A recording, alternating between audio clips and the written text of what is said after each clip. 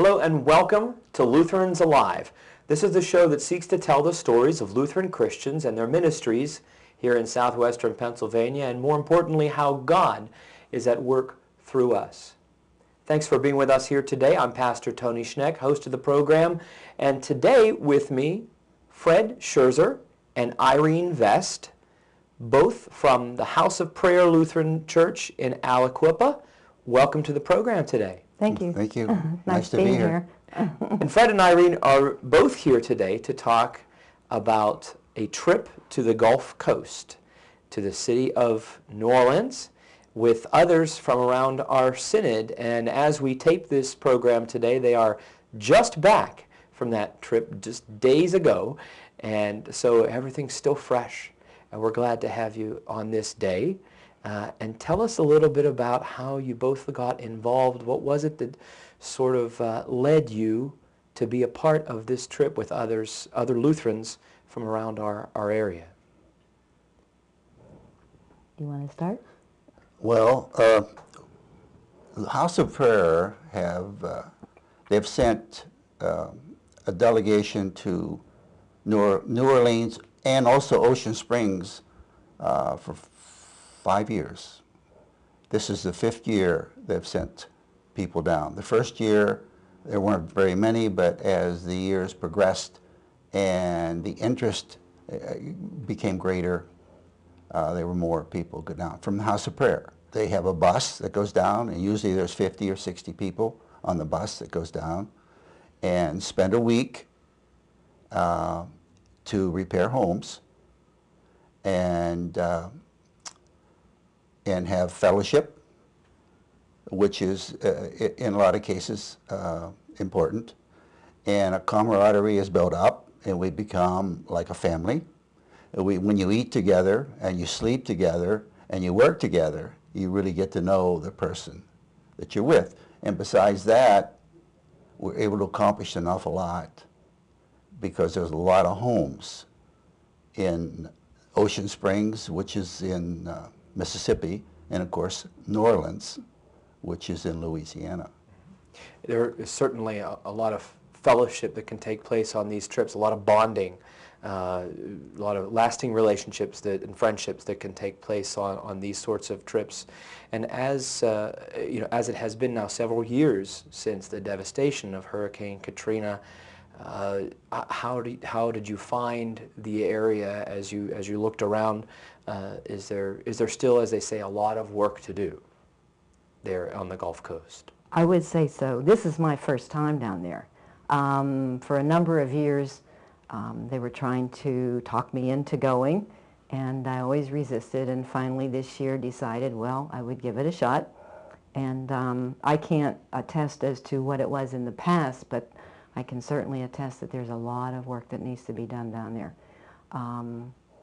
The camaraderie was wonderful on the way down, and as Fred said, while we were there, eating, and I was struck by the amount of support that we were given to do the work that they asked us to do, as far as where you stayed and where you showered and how they fed you, and just both emotional and physical support that was there. It was amazing that they were able to do that. I guess before they had slept in trailers, and now this year they moved us inside, so we were sleeping in what was a former church school and showered inside. So the accommodations were very nice, I thought.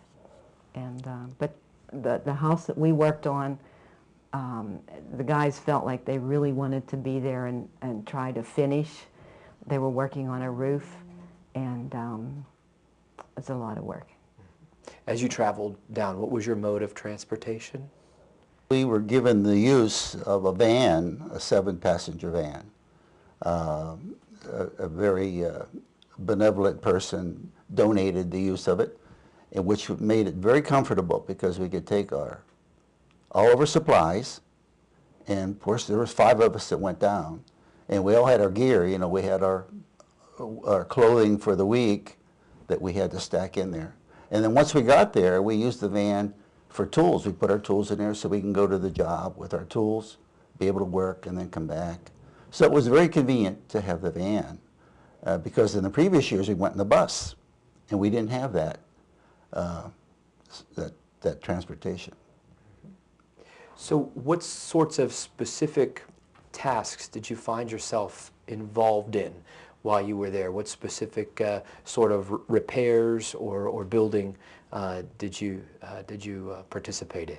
There's a lot of opportunity for anybody to do anything from working at a food bank to trying to pot plants that they will be planting there, you know, to keep the sea out. We worked in construction, and the first day we worked on a house and we screwed down the flooring in the entire second floor. This was a professor who owned the house, and he had young troubled men who came to stay with him. And the sad part about it is this gentleman had had a roof put on the building by a contractor, and the roof was literally sliding off, and he got ripped off. You know, and I guess that happens a lot down there. The roof was not put on properly, and so it's just sliding off. So that breaks your heart when you see that kind of thing happen. But that was our first job, the first day. The second day, I'll let you explain. The first day it rained, so we couldn't get on the job that we were intending to do, but it was a roof job. And this house has been sitting there for 6 years since the hurricane came through, 6 years. And there were humongous holes in the roof that had been there, and the whole roof, the sheeting had rotted out. So we had to strip all the sheeting off and replace the rafters because they were dry rot, and we had to put new sheeting on, and we put tar paper on. We weren't able to complete the side of the roof that we intended to complete because we didn't have enough time, but what we decided to do is that we brought House of Prayer, the people of the House of Prayer gave us an amount of money to take with us, because when you get down there, there is no government funding it. And the people that have these homes don't have any money. So the only way they get repaired is that you either bring your money with you or you have a donor that will donate the money to buy the supplies. So we use that money to buy the goods to repair the home.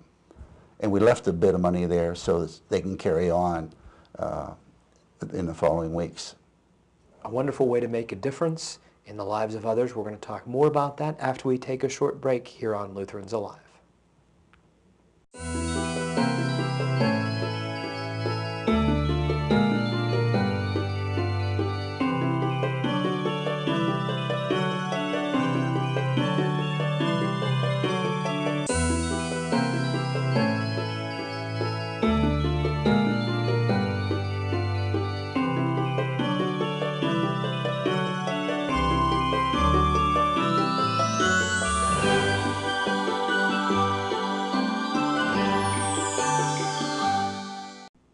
Welcome back to Lutherans Alive. We continue our conversation with Fred Scherzer and Irene Vest from House of Prayer in Aliquippa, talking about a trip to the New Orleans Gulf Coast area, and how that can be a wonderful experience, not only for the group that goes, but for the others among whom you do ministry there. We were talking a bit earlier about how there can be a lot of camaraderie among the group that travels together, eats together, and shares this experience. A lot of bonding can take place. You care for one another very much, come to look out for one another. It's my understanding that a member of your group needed some care because there was an accident. Can you say some things about that? Can you tell that story of what happened? Well, I guess it's not all fun and games, obviously. And one of the fellows who was on the roof stepped the wrong place at the wrong time on one of these boards that was not secured and rotted, and he fell. Unfortunately, he fell on his face. He got a bruise here, a cut above his eye, and a cut on his mouth, both inside and out, and then fell against the rafters, and because they're 16-inch center, he has 2 bruises that are 16-inch center on his shoulders. We were very concerned because it was so close to his eye and his teeth, and went down and cleaned him up a little bit, and God was with him because it was on the bone above his eye and it was very close to his eye. And the teeth were not affected, but he was cut inside and out. So his wife was not too happy about the way he looked, but he was okay. He continued. What did we say? He missed 1 shift? Yeah, we let him have a 15-minute break, then we put him back up on the roof. He went right back up Yeah. and worked and continued to work. And I know he was hurting, Yeah. but he never missed a beat. And we did care, very much so. We were all very thankful that he was not hurt any worse than he was. Was his wife on the trip with No, you? But we took a picture and sent it to her Oh, right. to warn her in advance, I think, of what Certainly. had happened to him. Yeah. But Safety can be very, very important, but even when you take all sorts of safety precautions, things can happen. But as you say, God was with him that day. He was with your group, and in the midst of those trials and things that can happen to us, bad things that can happen to us, God comes to us, and the group can come together, and that's where I see God's love. That's where I see God in the midst of difficult situations, is when people come together. That's God's Spirit at work among God's people, caring for one another. Yeah. So, Amen, sure. And of course, everybody, when we went back then, was very concerned for him, and there was a camaraderie in the group. You could see that everybody had their own not perfect experiences at home, and yet they were down there to do that work, and really cared for each other. One girl peeled oranges, so we all had a bag of oranges to take with us. So it was a good, very wonderful experience. there are those relationships among those from House of Prayer, your immediate group, and also, of course, with others from around the Synod. You got to meet others from around Southwestern Pennsylvania, other Lutherans, and then, of course, also interacting with the people there on the Gulf Coast. Can you say some things about the people? Because it's not all about boards and nails and bricks and mortar. Mm-hmm. It's about human relationships and hearing the stories of the people there. The roof job that we did was a multi-family dwelling. There were probably 2 or 3 generations that lived in this house at one time. It was a nice house, a brick home, nice patio in the back. Obviously, it wasn't real nice when we were down there, but at one time, I'm sure it was nice. But the grandmother was 106 years old. One of her desires was that she wanted to live back in that house before she died. So that was motivation for us, maybe to put a little extra effort in trying to accomplish as much as we could. Now the granddaughter's name was Tanya, mm-hmm. and she came and visited with us and spent some time and told us about the grandmother and told us about how comfortable the house was when it was functioning. So it was a good experience that she came and thanked us for doing all that. Got a little teary-eyed at how much work had been done at the house. She hadn't been there for a little while. And she said that her brother was the only one who stayed back. Everybody else left when the flood came. And he actually was rescued by boat as he was sitting atop a refrigerator. So there was 5 feet of water in the house. And that house was 4 feet below sea level. Sea level, yeah. So there was that much water, that much devastation in it. Mm-hmm. But, and to think how many stories are there like that. There are a lot of people who live in New Orleans, a lot of people on the Gulf Coast So many stories like that that people have. One of the volunteers told us about her church that she went to had, I think, 130 families that were there. And after the flood, she was the only one in that congregation that still had a house. Yes. Very sad. That was, yeah, it was sad. But the church is still functioning. That's where they housed us, is in the church and the church school. The church had a school, and that's where they housed us, is in that school. You ask a question about why we go there, and I think it's interesting that because other people have asked the same question, because there's plenty of work to do in Aliquippa, and there's plenty of work to do in Pittsburgh if we wanted to work. And the only answer that I could come up with was that down there they're so organized. They have a place to sleep, they serve you your meals, they have people on the road that interview all these people that have homes so that they get someone that really has a need for volunteer help. And so I think that sort of brings us into that area, because that organization is there for us to function. And the tools were available that you needed to do the job, and they had some of the materials there, the wood for the rafters, and they gave you a lovely breakfast, made a spread so you could make your lunch and you take on the job, and then would feed you in the evening if you chose to eat there. And we did go down to the French Quarter 3 nights, which was also very Sure. nice to be able to see that, you know, part of New Orleans.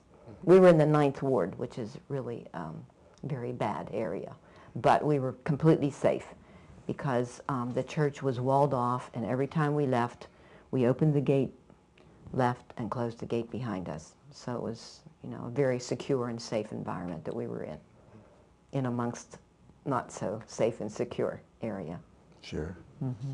And you want to be able to take in some of the culture of a great city like New Orleans whenever you're there, to experience what the people experience, you know, not just those in the 9th Ward, but the French Quarter, which was also, I mean, you know, certainly the 9th Ward was affected very, very greatly. But, you know, part of the experience is going to a new place with others, bonding with others, getting to know other people, not only those who are traveling with you, but those who are there on the Gulf Coast. And is there work to do in Aliquippa? Yes. Is there work to do in Millvale and the Mon Valley and other places here in our own neck of the woods? Absolutely. Absolutely. And we need to be about that as well. But there is something of great value in making a trip like this and helping brothers and sisters in other places and getting to know them as well. We're going to talk more about that here on Lutherans Alive after we take another short break.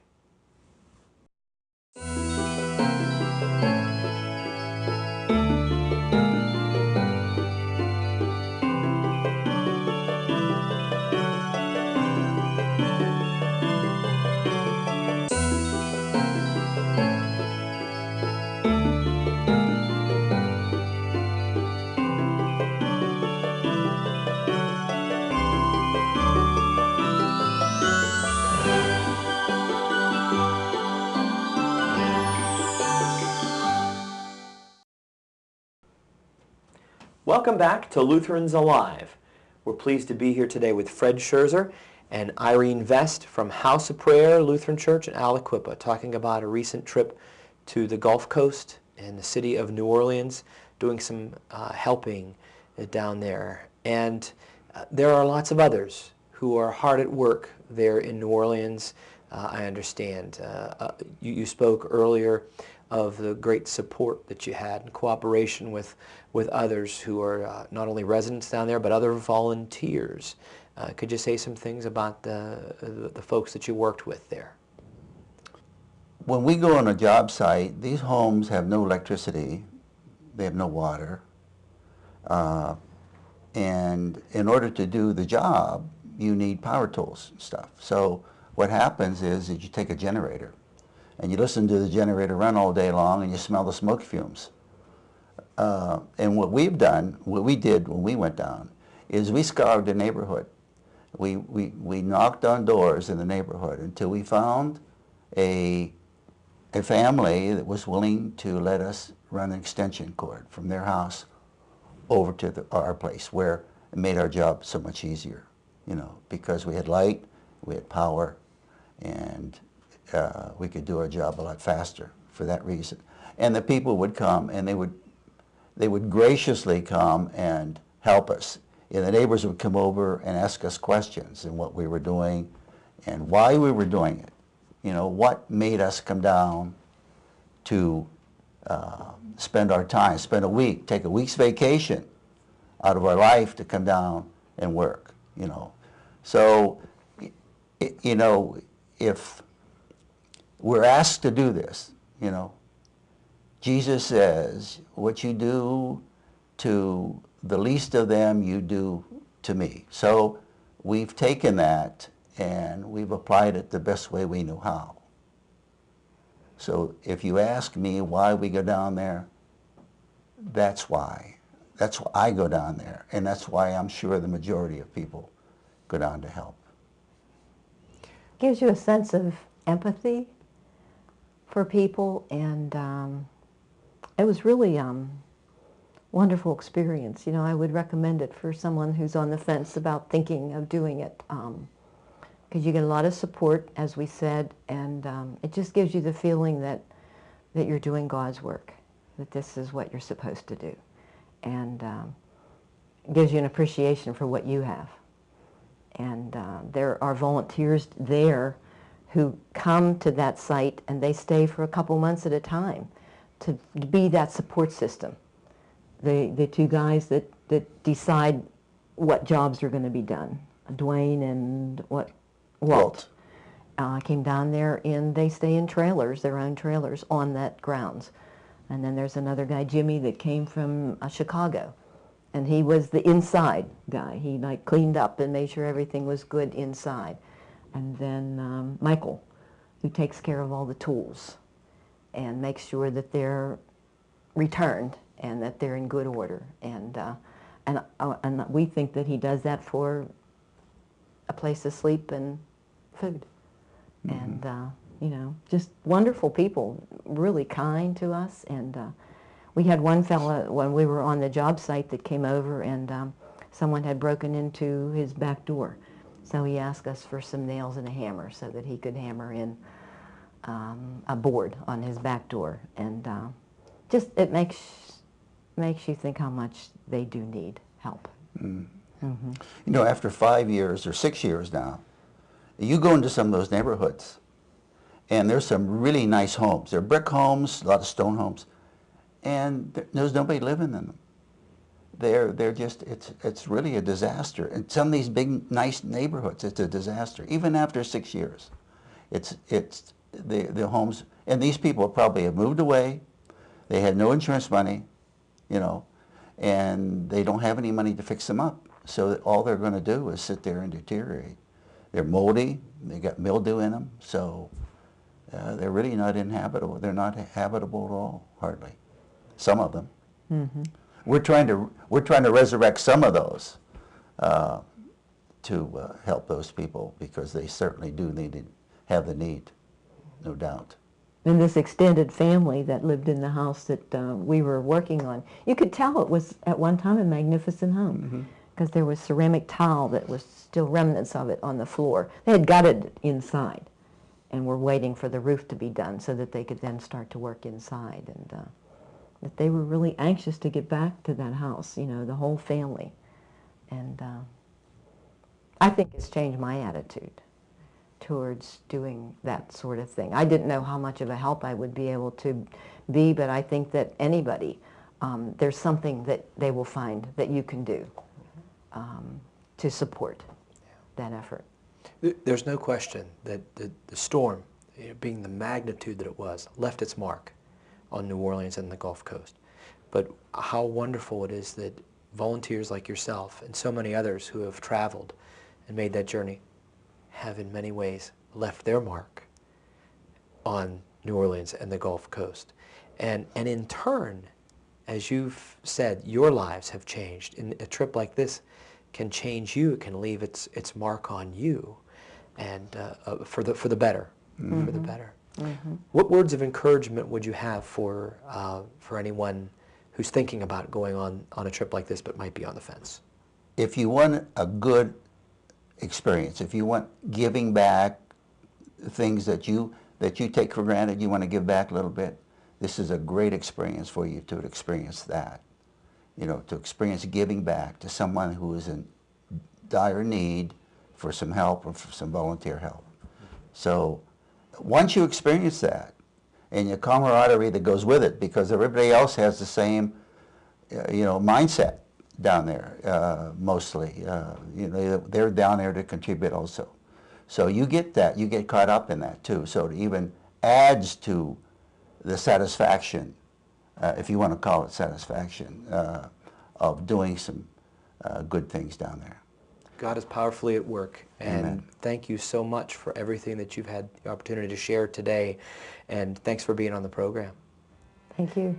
Thank you for being with us today on Lutherans Alive, and we know that from wherever you are watching, we know that there's a Lutheran congregation that would be very pleased to welcome you. Won't you come and worship with us, and won't you see us next time on Lutherans Alive?